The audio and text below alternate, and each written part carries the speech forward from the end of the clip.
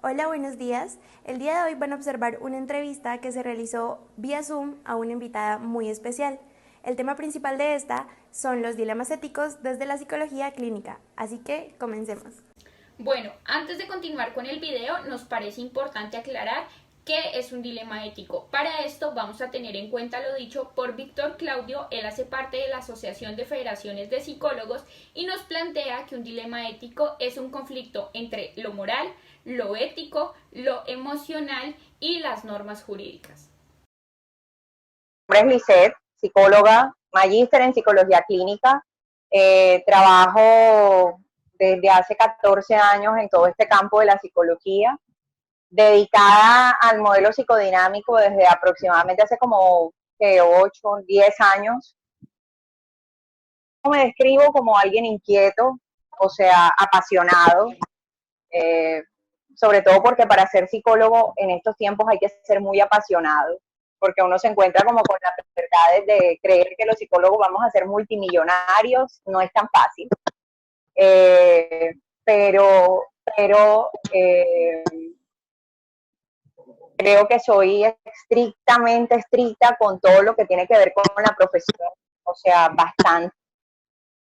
Soy asidua defensora de que las cosas se hagan, por ejemplo, por lo menos en el campo de la manera que se tienen que hacer, sobre todo desde la clínica. Ujú. Eh, Soy pues bastante espontánea, eh, soy cero tímida, eh, más bien soy como muy entrona, muy típico de la gente de Barranquilla, que somos como muy abiertos, somos como muy espontáneos. Es aquello que está como en la línea de lo que se supone es el deber ser dentro de la clínica, dentro del consultorio, y lo que atañe con respecto a la relación con el paciente, o sea, la transferencia, y lo que atañe realmente en la persona. Y además en la relación con el tema o la temática que se esté trabajando. Es algo que te interpone como en la media de qué hacer como persona, qué hacer como profesional, eh, y sobre todo que lo que vayas a hacer no dañe la relación con el paciente. Probablemente sí, y ese es el riesgo, a veces el dilema ético es lo que te interpone en el riesgo de poder perder al paciente por hacer lo correcto. En este momento, sobre todo de tiempo en el mundo, los que son más difíciles son aquellos que tienen que ver con los procesos de abuso, que de pronto no vienen, no llegan pues a uno directamente de una entidad como el ICBF, sino que llegan directamente para atención clínica, pues porque obviamente la familia reconoce que si esperan al ICBF se les puede ir un año para que la persona reciba tratamiento.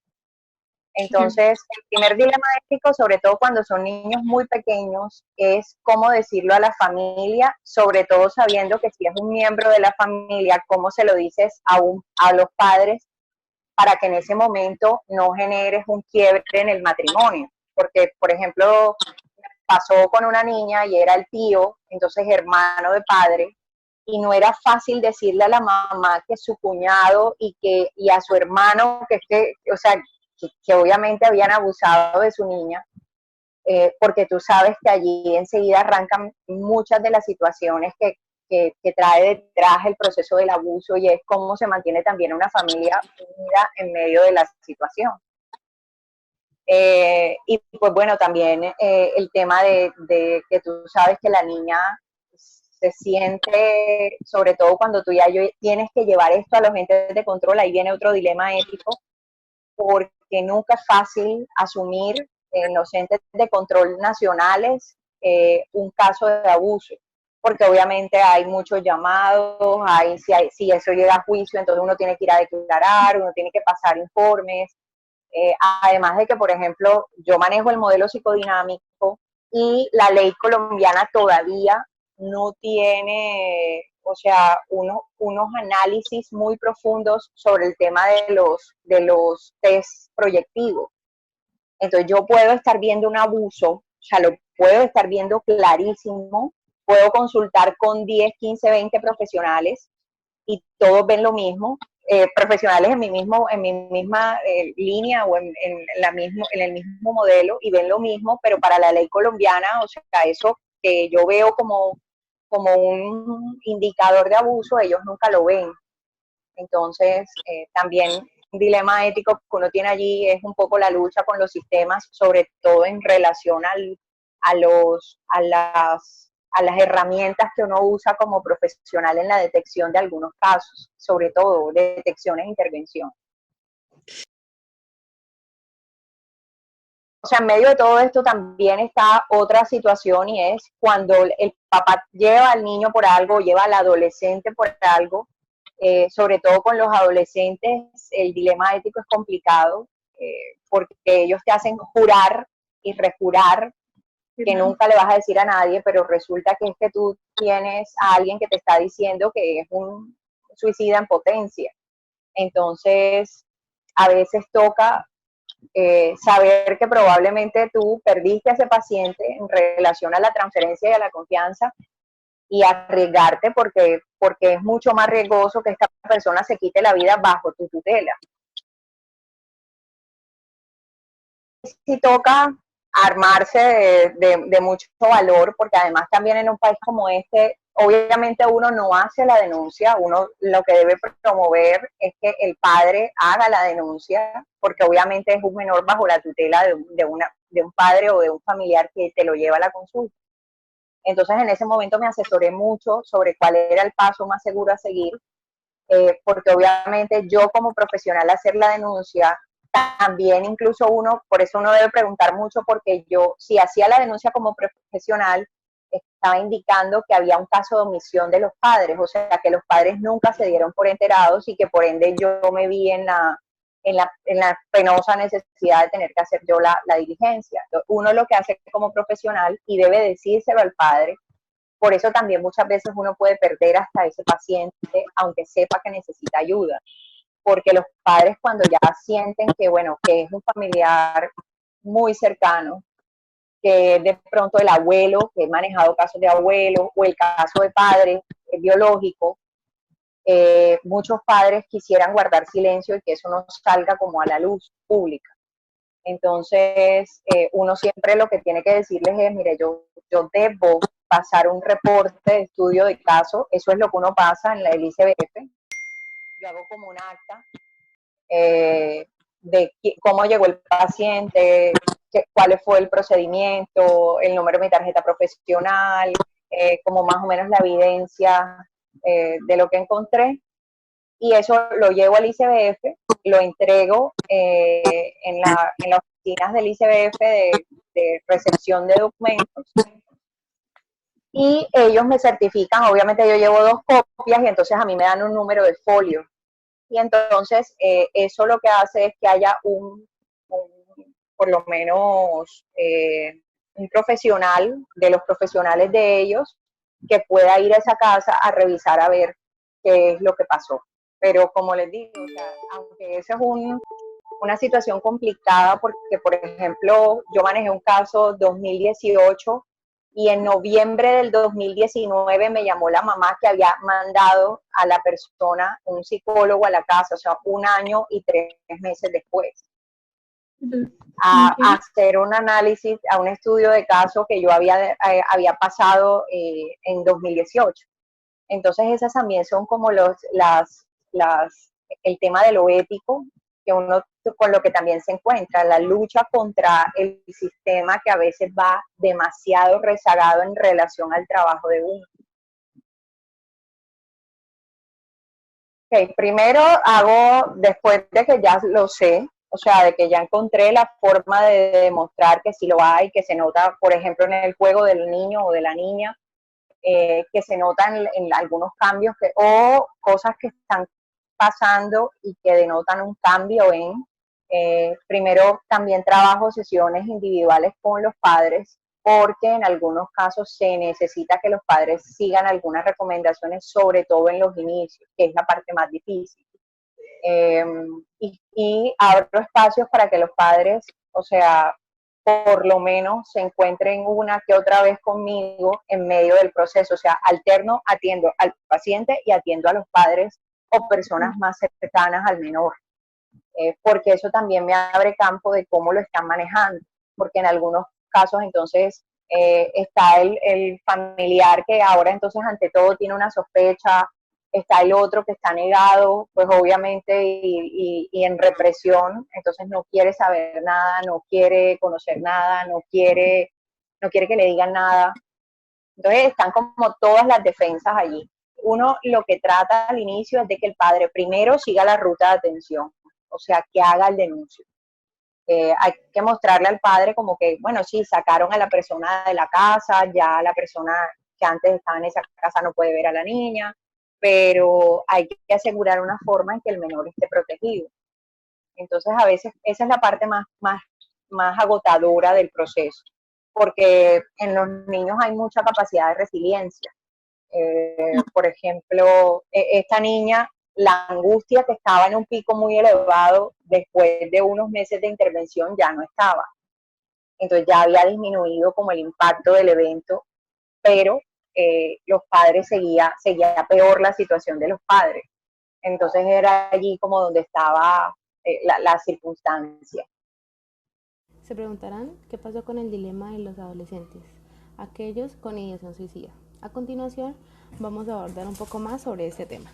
Por ejemplo, los casos también de adolescentes suicidas son los casos más complicados. O sea, con ellos tú quiebras mucho lo que es el tema de la ética, porque pues yo preestablezco, yo soy muy estricta con los encuadres, con que, bueno, la terapia dura tanto tiempo, en este lugar, tales días, a tal hora, y si hacemos un cambio es porque sé que es algo que está planeado para la sesión.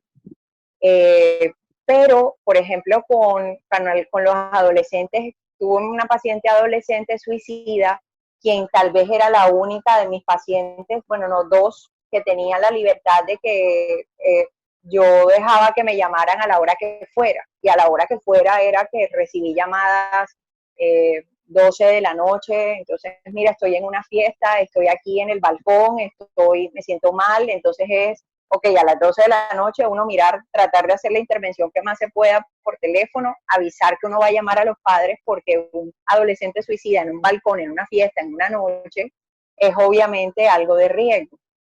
Entonces, con esto uno, claro que lo mueve mucho porque tú sientes que estás al límite. Y no es que estás al límite de la manipulación de ellos, porque ya por ejemplo, habían pasado demasiadas circunstancias que indicaban que ella en cualquier momento solo le faltaba era terminar lo que ya había empezado. Ya, por ejemplo, había llamado, me siento mal y se tragó 20 pastillas. Había llamado, me siento mal, se montó en el carro de los papás y lo estrelló con ella dentro en una pared. Entonces era eso que obviamente a ti te mueve porque tú entiendes que la gravedad de su situación es real.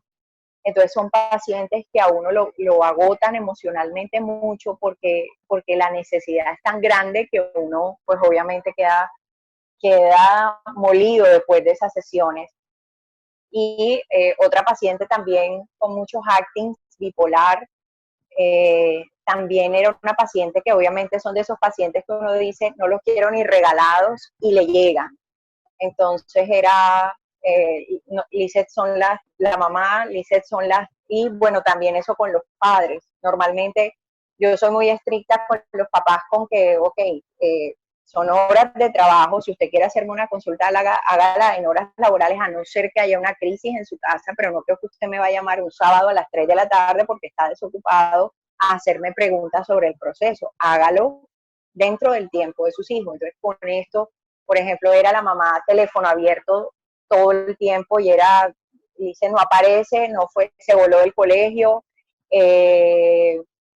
tiene 12 horas perdidas, entonces Lizeth se cortó el cabello, entonces eso eran todo el tiempo como obviamente desestructurando un poco lo que la línea del procedimiento ético a uno le confiere, o sea, en ninguno de los estamentos éticos que nosotros manejamos como psicólogos aparece ¿qué hace usted si tiene un paciente suicida? Eso es una cosa que es muy personal. O sea, bueno, te dicen, siga este protocolo, haga esto, haga lo otro, pero el deber ser cuando la acción está pasando es más una cosa muy subjetiva. O sea, algo que uno normalmente lo preestablece porque siente que es lo mejor para el paciente, porque hay veces que uno tiene que tener mucho cuidado porque yo creo que la línea ética, la primera línea ética que uno tiene que tener en cuenta es que el paciente te cree absolutamente todo lo que tú le digas.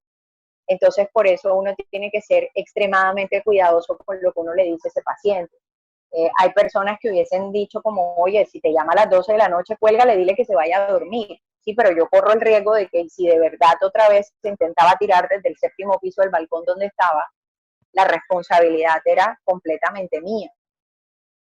Entonces, son esos casos, hay casos que he manejado, un caso que manejé muchísimo tiempo que yo a ella le pedí permiso para contar su historia, porque fue la primera paciente que me enseñó a mí a poder permanecer en silencio en las consultas. Uno que le venden la idea de que el psicólogo clínico tendría que hablar y hablar y hablar y hablar y tratar de que el paciente se componga y tratar de hablar y tratar de hacer de que el paciente hable, pero desde el modelo psicodinámico uno entiende que hasta el silencio es una forma de hablar. Entonces, esta era una paciente adolescente que además la habían traído a rastras a mi consultorio. Ella no quería, pero venía de un acting suicida y pues obviamente la recomendación de su psiquiatra fue, debe tener proceso terapéutico.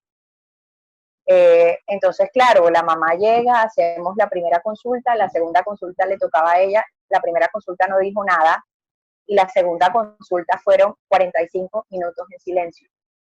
O sea, solo le dije una cosa antes de irse, otra vez como, este es tu espacio, este es tu momento y hablarás cuando lo tengas que hacer. Y así demoró 4 sesiones, 45 minutos en silencio, sin decir nada.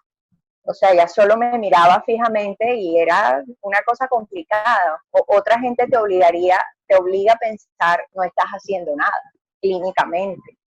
Tú tendrías que hablarle, tratar de que ella hable, pero fue una paciente que me costó mucho, tuve que analizarlo. Yo tengo mi psicoterapeuta personal, porque es otra de las cosas que si tú atiendes este tipo de clínicas del paciente es recomendable que tú tengas un analista para que cuando la contratransferencia quiera entrar al proceso tú puedas sostenerla. Entonces, claro, éticamente uno quiere salir corriendo en esa sesión. No sé, imagínense ustedes una paciente mirándolo fijamente 45 minutos, en silencio. Entonces, no era tan fácil sostenerlo, pero siempre lo recuerdo y la recuerdo a ella mucho, porque fue una paciente que demoró conmigo casi 3 años de su vida. Entonces pasamos quinceañero, entrada a la universidad, graduación. Entonces fueron muchas cosas muy bonitas y yo a veces le bromeaba a ella porque después no se callaba. Pero inicialmente fueron muy duros porque fueron, o sea, 45 minutos por 4 sesiones, esos son no sé cuántos minutos. Entonces fue una cosa que yo en la segunda sesión de silencio yo dije, ya no doy más, le voy a decir a la mamá que no la lleve, porque además la mamá cree, sale y pregunta como, doctora, ¿cómo le ha ido?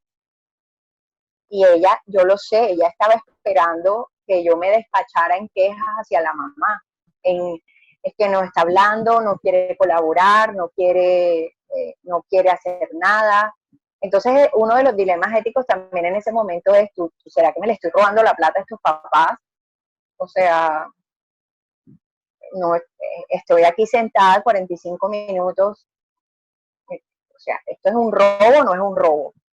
Pero cuando la quinta sesión empezamos a hablar y entonces empezamos como a usar cosas, como nuevos lenguajes, entendí que si yo no hubiese permanecido, o sea, en silencio con ella, nunca hubiese podido establecer el proceso terapéutico como se estableció. Entonces, sí hay pacientes que a ti te mueven, por ejemplo, te digo, los agresivos pasivos. El dilema ético, porque uno igual es humano, es las agresiones pasivas son las más fuertes. Pacientes como no, yo no siento que yo avanzo, me quiero ir de aquí y tú tienes que permanecer inmóvil y quieta, es parte de la decisión del paciente. Entonces, esas son circunstancias muy como de mi recordar.